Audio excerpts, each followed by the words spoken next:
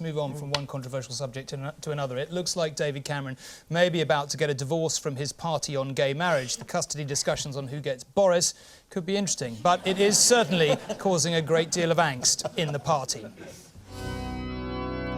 These proposals are a constitutional outrage and a disgrace. The state has no right to redefine people's marriages. I was up late last night reading the Conservative manifesto, the Labour Party manifesto, the Liberal Democrat manifesto. There is no mention of redefining marriage.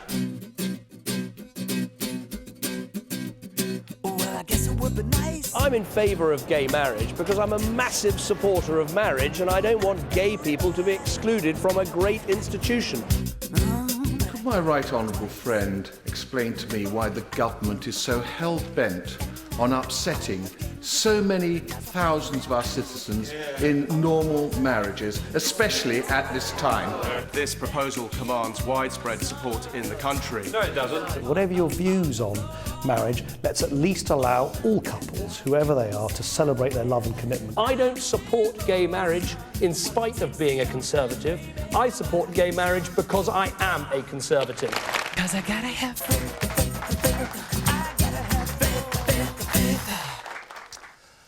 Well, a lot of people feel very, very strongly about this issue. Amanda, is the Tory party doing the right thing? Completely not. I mean, I just think David Cameron, I have watched him very closely since when he first arrived on the horizon. This has never been something he cared about. It was never something that was in his manifesto, as pointed out in your clip there. And he is obsessed with modernising and detoxifying the Tory party. And I'm sure that he sat around late one night before the conference when he announced this, totally unknown to anyone.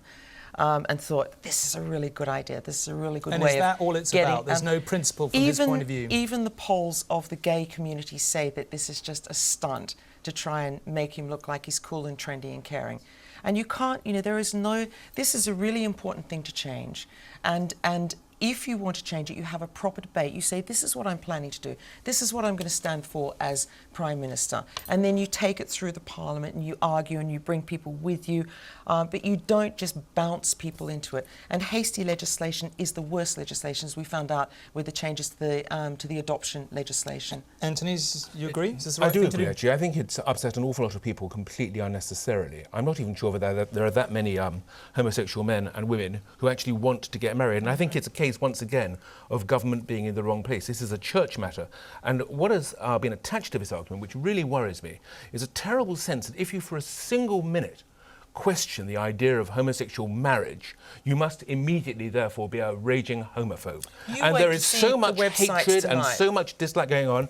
According to the Sunday papers, one Conservative MP has even been receiving death threats because of his points of view. And I find that in a civilised country, our country, to be really, really shocking. Well, let me come to this side in a minute, where I suspect they'll disagree. But just on this subject, a lot of people who don't like gay marriage, if you look at it objectively, practically most of these people will never go to a gay marriage. They'll never even know about gay people getting married in their vicinity. So how much does it really affect them? What we're arguing about is an idea, effectively. Yeah, but I'm talking about an idea that seems... It's an idea that also offends a great many Christians in this country who may be wrong, who may be completely backward-looking. But what I find strange is that people who have a faith and an opinion can be so easily traduced and have their opinions walked over by a government which is not doing its job. This has got nothing to do with them. Ed, would you support David Cameron on this? Has he done the right thing? Is he doing the right thing? I'm really pleased he's doing it. I understand Amanda's bafflement. It's not clear why, from a Conservative Party point of view, he's chosen to do this. The economy's in a mess. We want a jobs plan, and he's chosen this issue.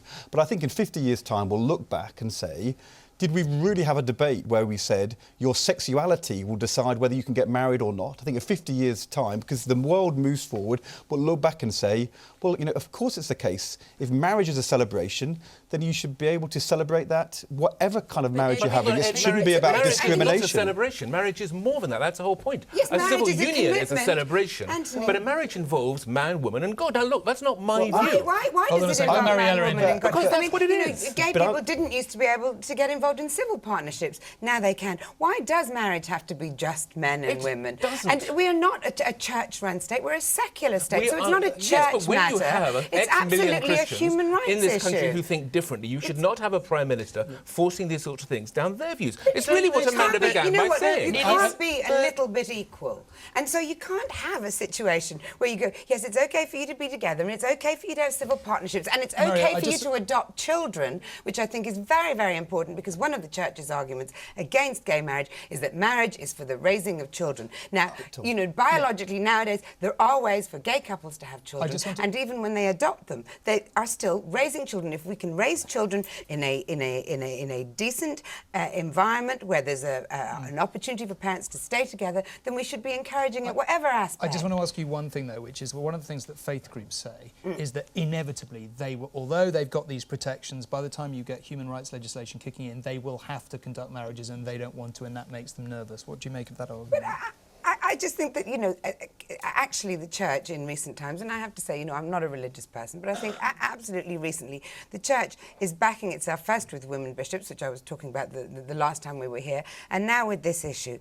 The church is separating itself from the secular state to which it has remained attached for a very long time. And I think that it's starting to get to the point where if the church can't move with the way that the world is moving and the way our morality is moving, which is more inclusive and better, I would say, then we should start looking at why we're funding church schools, because you are going to end up in a situation where you're teaching pupils things that go against the grain of the law of the land. I'm just going to come to you in a minute. Just, Anthony, you were arguing very strongly. What do you make of Mariella's argument here, that really, you know, you can't have a little bit of equality? Well, that's not what I'm saying, and once again, I'm being cast as a homophobe, which of course I'm anything but. No, nobody's doing that. But somehow his argument always seems to come, you're either pro or anti-homosexuality, or you're a bigot or not. I am simply taking the view that we have forgotten in this society how to tolerate intolerance. That is to say that if people have certain views which do not go with the herd, and incidentally our new Archbishop of Canterbury has come out as one of them,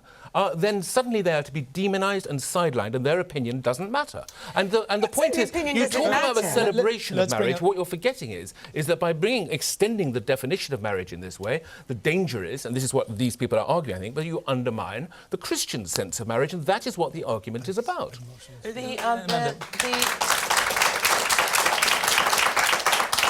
It is really important that what shows here tonight is that there is a debate to be had, and there are people like you who have very strong views on one side, and people like me who have very strong views on the other.